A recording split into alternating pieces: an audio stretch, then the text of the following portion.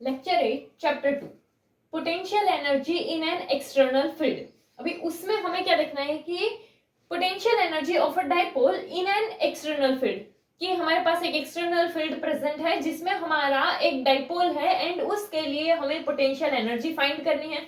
अभी डाइपोल है अगर तो हमारे दो चार्जेस होंगे, सपोज Q1 एंड Q2, तो एक क्या होता है उसमें पॉजिटिव चार्ज एंड एक क्या होता है नेगेटिव चार्ज। ये दोनों क्या होंगे इक्वल एंड अपोजिट के हिसाब से होंगे, मतलब कि इनका जो मैग्नीट्यूड होगा वो इक्वल होगा एंड जो पोलैरिटी होगी वो अपोजिट होगी।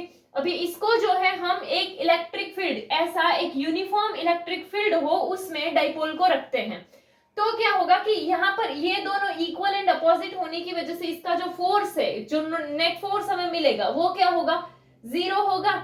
बट यहाँ पर फिर भी क्या होगा कि ये दोनों डिफरेंट पॉइंट पे फोर्स लग रहा होगा, इसीलिए इसमें टॉर्क प्रोड्यूस होगा। इसके पहले वाले लेक्चर में जैसे हमने ये लीनियर फोर्स वाला देखा था कि अगर एक फोर्स यहाँ से हो एक फोर्स यहाँ से हो, ये लीनियर फोर्स हुआ तो नेट फोर्स जीरो होगा एंड टॉर्क भी प्रोड्यूस नहीं होगा।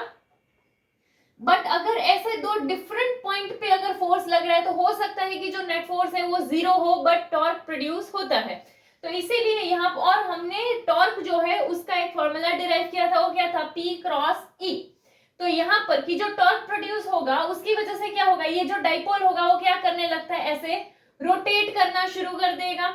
तो यहाँ पर जो हमारा डाइपोल जो है वो सपोज की क्या करता है, रोटेट करता है। बट यहाँ पर अगर एक एक्सटर्नल टॉर्क भी हो हमारे पास, सपोज ठीक है कि ये फील्ड है तो ये एक एक्सटर्नल टॉर्क होगा, तो वो क्या करेगा कि जो हमारा डाइपोल है उसको रोटेट करेगा।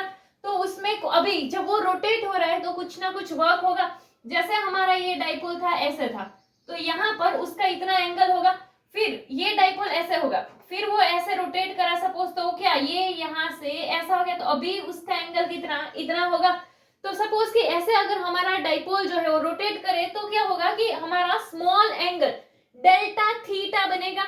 तो यहाँ पर कि हमें अगर वो फाइंड करना है तो क्या, θ1 माइनस θ0, ये θ0 क्या उसका पहले वाला एंगल एंड ये θ1 क्या उसका ये जो बाद वाला एंगल है वो। तो उसमें हम अभी ये इसको इतना रोटेट करने में हमारा जितना वर्क हुआ है, जो वो सपोज क्या हो डेल्टा W हो, तो अभी ये वर्क अगर हमें फाइंड करना है तो यहाँ पर हमारा क्या आ जाएगा कि टाउ डेल्टा थीटा आ जाएगा, क्योंकि जो रोटेशन हुआ है वो किसके जितना हुआ है, डेल्टा थीटा के जितना हुआ है। तो इसीलिए यहाँ पर क्या आ जाएगा, टाउ डेल्टा थीटा। अभी यहाँ पर जो है ये तो वैल्यू है हमारे पास टाउ का, वो क्या है P क्रॉस E, अभी क्रॉस है यानी क्या PE साइन थीटा। तो यहाँ पर क्या आ जाएगा हमारा PE साइन थीटा एंड ये डेल्टा थीटा। अभी यहाँ पर कि ये अगर हमें वर्क है, ये तो हमें क्या है डेल्टा W है, अगर हमें टोटल वर्क फाइंड करना हो कि θ0 से लेकर θ1 का जो रोटेट हुआ है तो उसमें जो टोटल वर्क हुआ है वो फाइंड करना हो तो हमें क्या करना पड़ेगा, वर्क को इंटीग्रेट करना पड़ेगा। तो इसीलिए यहाँ पर अगर हम इंटीग्रेट करें कहां से कहां तक का रोटेशन हम देख रहे हैं, तो θ0 टू θ1, चलो एंड ये हमारा आ जाएगा वो क्या PE sine theta delta theta.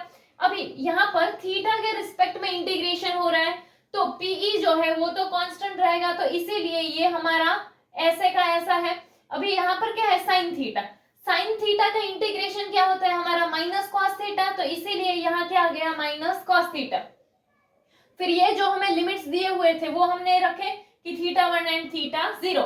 अभी यहाँ पर अगर हम देखें तो जो हमारे लिमिट्स है उसमें हम क्या होता है हमारा कि अपर लिमिट माइनस लोअर लिमिट, तो अपर लिमिट क्या है हमारा θ1, तो उसका वैल्यू पुट करेंगे तो क्या हो जाएगा माइनस कॉस θ1।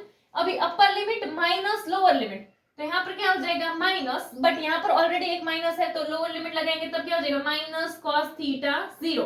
तो यहाँ ये क्या हो जाएगा माइनस कॉस θ1 एंड ये माइनस माइनस प्लस कॉस θ0। तो इसीलिए हम ये इसको आगे लिख दें, ऐसा कर सकते हैं। तो हम इसको क्या लिख सकते हैं कि ये PE cos θ0 माइनस क्या आ गया cos θ1। अभी हमने ये सीखा है कि जो वर्क होता है वो क्या होता है, तो कि वो पोटेंशियल एनर्जी के फॉर्म में स्टोर होता है। तो हमें ऐसा ही इसके लिए ये जो है हमें पोटेंशियल एनर्जी भी मिल जाएगा।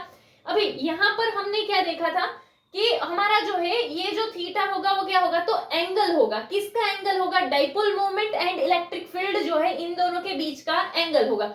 अभी सपोज कि हम जो हमारा इनिशियल एंगल लेते हैं वो क्या ले पाई बाई 2 यानी कि 90 डिग्री, जो θ0 है उसको अगर हम 90 डिग्री ले यानी कि जो पहले डाइपोल है इनिशियल पोजीशन पर वो 90 डिग्री के हिसाब से अगर हो तो ये थीटा जीरो का जो है हम पुट करेंगे वो क्या होगा 90 होगा। तो उसी टाइम पे जब डाइपोल रोटेट करेगा फिर जो एंगल बनता था हमारा वो क्या था थीटा वन, वो सपोज हम क्या सोचते हैं कि वो क्या हो थीटा। तो इसीलिए यहाँ पर अभी अगर हम ये वैल्यू जो है उसको हमारे फॉर्मूला में पुट करें तो पीई का पीई फिर क्या है cos थीटा जीरो, तो वो तो हमने क्या लिया है 90, तो इसीलिए यहाँ क्या आ गया cos पाई बाई 2। एंड फिर क्या था cos theta one, but theta one की जगह हम क्या लिख रहे हैं थीटा, तो इसीलिए यहाँ क्या आ गया माइनस cos थीटा। अभी cos 90 का जो वैल्यू होता है वो तो क्या होता है जीरो होता है, तो पी का पी एंड यहाँ पर ये तो जीरो हो गया एंड यहाँ पर बचा क्या माइनस cos थीटा। तो ये अभी माइनस यहाँ से यहाँ आएगा तो वो क्या हो जाएगा माइनस पीई cos थीटा हो जाएगा। इसको वेक्टर में लिखना हो तो हम ऐसे भी लिख सकते हैं कि ये जो है ये cos थीटा है, यानी कि क्या होता है हमारा डॉट, तो इसीलिए यहाँ पर क्या आ जाएगा हमारा p डॉट ई। अभी यहाँ पर एंगल जो है वो तो हमारा यानी कि ये जो थीटा है वो हमारा dipole moment and electric field दोनों के बीच का एंगल है। तो उसके लिए हम कुछ केसेस भी देख सकते हैं कि जैसे सपोज कि दोनों क्या हो पैरेलल यानी कि दोनों का डायरेक्शन सेम हो, कि डाइपोल मोमेंट जो है वो इसी डायरेक्शन में है एंड जो हमारा फील्ड है वो भी इसी डायरेक्शन में। तो अगर दोनों सेम डायरेक्शन में यानी कि वो दोनों क्या होंगे पैरेलल, तो यहाँ पर जो थीटा होगा वो कितना होगा जीरो होगा।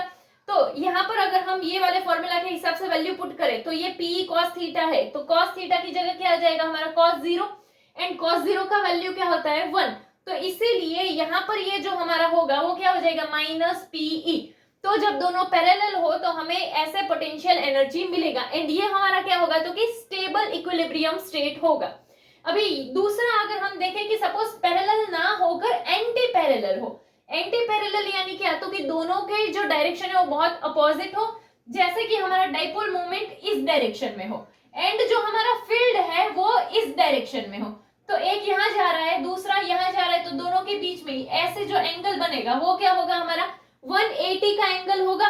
तो इसीलिए यहाँ पर थीटा 180 ले तो क्या हो जाएगा यहाँ पर हमारा माइनस पीई cos 180।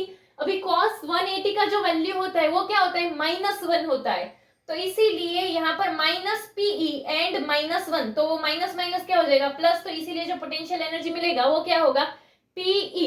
ठीक है, तो यानी कि ये जो है ये हमारा पोटेंशियल एनर्जी का मैक्सिमम वैल्यू होगा एंड ये हमारा क्या होगा अनस्टेबल इक्विलिब्रियम स्टेट होगा।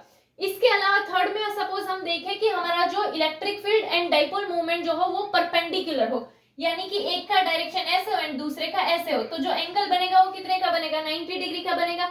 तो इसमें जब हम थीटा जो है उस पे क्या करेंगे कि 90 पुट करेंगे, तो इसीलिए यहाँ क्या हो जाएगा minus pi cos 90 and cos 90 का जो वैल्यू होता है वो क्या होता है जीरो एंड जीरो के साथ मल्टीप्लीकेशन भी जीरो, तो जो पोटेंशियल एनर्जी मिलेगा वो क्या होगा जीरो। अभी ये जो हमारा होगा वो मैक्सिमम अनस्टेबल इक्विलिब्रियम स्टेट होगा। अभी देखो हम लोगों ने जो है एक्सटर्नल फील्ड में पोटेंशियल एनर्जी के लिए पॉइंट चार्ज देखा, फिर टू चार्जेस वाला सिस्टम देखा एंड ये हमने डाइपोल वाला देखा कि एक एक्सटर्नल फील्ड प्रेजेंट है एंड वहां पर सपोज हमारे पास डाइपोल है तो उसके लिए हम पोटेंशियल एनर्जी कैसे फाइंड कर सकते हैं।